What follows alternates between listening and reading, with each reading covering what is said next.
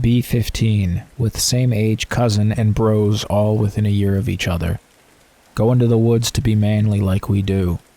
Have normal supplies, axe, hatchets, knives, matches, etc.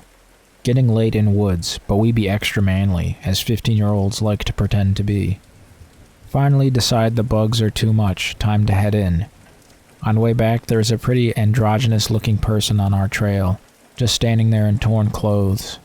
Hey, you lost? We can lead you out if you want. Starts doing this heaving motion, like dry heaving but lifting their elbows too, very unnatural looking. What the hell are you doing?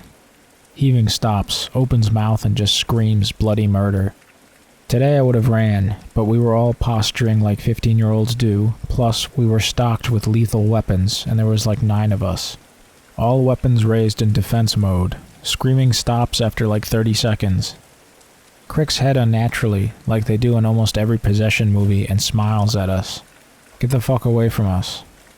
Runs off into the woods. Strangely can't hear its footsteps after it disappears in first layer of brush. Nope, out of the woods. We didn't go back to the woods for like 3 weeks.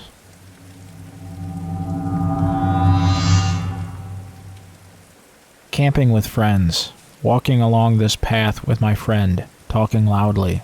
She asks me, "Oh crap, Meg, did you bring that extra sleeping bag for me?" "Yeah, I got it, we're good." We keep walking, getting pretty far away from camp. Suddenly, from the brush across the stream that our path paralleled, "Bae, did ye bring the extra EP berg for me?" It was so inhuman sounding, like an animal almost. It repeats several times. Each time it sounds more and more like my friend. We are terrified. We start running back. Hear leaves moving behind us. Too afraid to look. From behind us, in a low whimper, "Wait, I'm hurt." Sounds just like me. I'm crying. We keep running. As we get closer to the opening into the field we were camping in, the bushes are thicker. We're not real fit and we had been running pretty hard, gasping for air. Directly from the right of us. Tired yet? Sounds like her again with almost a bark. Shaking so hard at this point. I turn and look back. See this massive mound of fur in the bushes turn and go back the way we came from. Get to camp and tell our friends what happened. They of course don't believe us.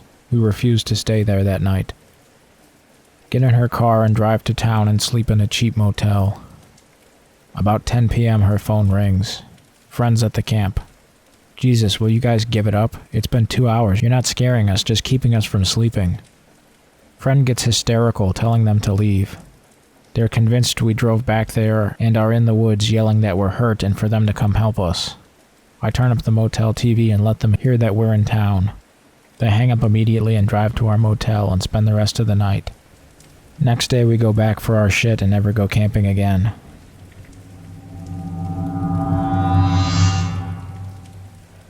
Be me. Be living in backwoods of South Carolina.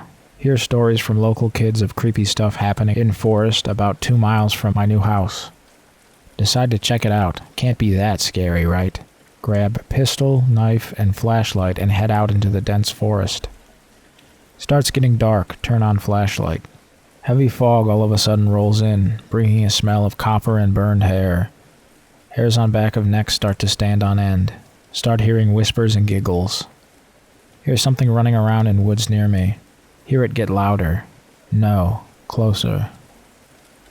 Turn around to see something crawling extremely fast, low to the ground on 4 legs, but seem to have arms and legs like a human. Fire a shot right into its back and can see blood splatter and gunshot wound. Lets out a blood-curdling screech and retreats into woods. Fog lifts and smell suddenly goes away. Nope, Betamax all the way home. Get home and there it is, right in my driveway. Runs towards me and I shoot at it, but the bullet doesn't fire. I'm guessing it was a dud. It jumps up and all I can see is its huge white eyes. Black out and wake up on top of Dad's car with Dad over me trying to wake me up. My head hurts like a bitch and my ears are ringing. Tell Dad about what happened in woods and he just laughs and tells me it was nothing. All goes normal for another 3 hours when Dad says, "Hey Jake, mind getting me those steaks out of the fridge?" I just look at him and say, "Dad, my name is Annan, not Jake." He just looks at me like he is full of hatred, directed towards me. Give him steaks and he just goes into his room with them, uncooked. Comes out an hour later with the package and throws it away. I don't even think about asking. At 11 p.m. he tells me to go to bed, which is odd because it's a Friday and he doesn't usually care when I stay up, but I do as told and go into my room. At around 3:15 my door opens. It's my dad. I say nothing and pretend to be asleep. The smell of copper returns to the air and I feel sick to my stomach. My dad sits on the edge of my bed and just looks at me for what I would say to be about 30 minutes. He then mumbles something under his breath in a voice I don't recognize. My blood turned cold and I just laid there. When he got up and left, my heart dropped and I just lay there until morning. The next morning I woke up and my dad is asleep on his lazy boy recliner and his nose is bleeding. I wake him up and I'm still spooked as I ask him about the blood and he has no idea where it came from. I ask him about the night before and he has no idea what I'm talking about and doesn't remember waking up either.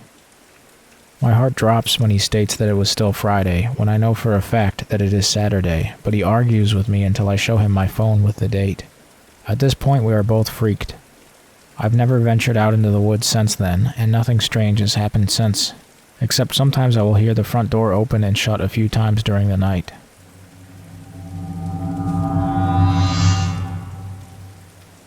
Be me and friends at swimming hole called Blue Hole. During the day we all go explore. Nothing interesting. Dark time now, let's go explore more. Walking same path, see something in distance that wasn't there before. At first it looks like something being crucified. Lol, what? As we slowly get closer we realize it's tree branches, big ass ones, stacked like a teepee. Never saw anyone back there during the day besides us. Flashlight's running low on battery. We bought it at a dollar store that same day. Shine with last of light to the right of teepee. Eyes very spaced apart look up. Nope.jpg. We gotta go. Everyone asks why. I'm already gone. Me and one other friend went back with some weapons and the shitty flashlight to examine the teepee closer a couple hours later. Beast wasn't there. Apparently it followed us halfway back according to friends that were behind me. It was on a really steep hill. This thing was fast. Left the next day.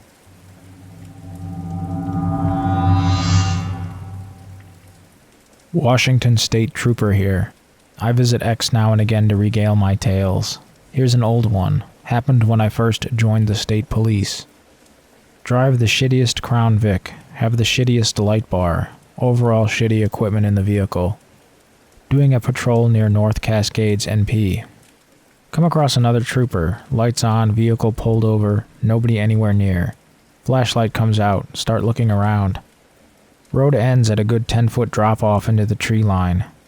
Shining my light across the trooper's vehicle, run the plate to get officer's name. Air smells of old pennies. My light spans across the trees, then under the head of the trooper. Radio crackles to life. Officer Annan, last heard on duty at 2300 hours.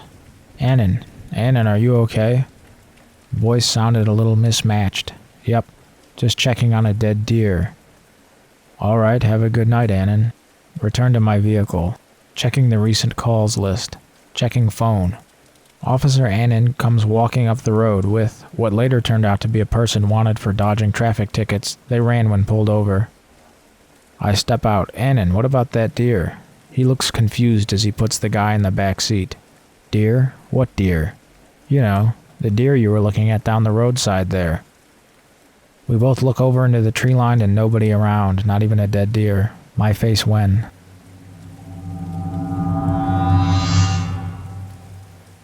A mate I grew up with, Aboriginal bloke. We were camping and I went for a pee on a dark night. We were way inland behind some rock hills. Tall dead cane grass was everywhere and couldn't see far. After I relieved myself I heard my mate calling me, but it was away from the camp. It was strange as I'd left him in camp. I waited. He called again, no mistaking his voice. I called back and started walking out toward him. This went on for a little while, changing direction sometimes, calling me on. Suddenly someone grabs me and I leap out of my skin and spin around. I have already realized I have walked deep into the cane grass and I'm disorientated. My poor sphincter has taken a bite out of my shorts. It is a very somber face, my mate's face, deadly serious. I'm thrown into confusion. I'm a little angry. What are you doing? You're out in front of me? How did you get behind me? He says, it isn't me.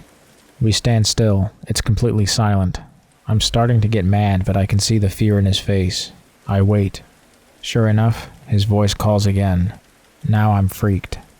I'm all wide-eyed and staring at him. He whispers, "Bad spirit, we'll go back to camp straight away."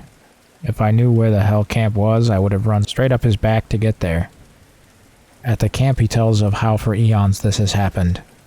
People get called away by familiar voices.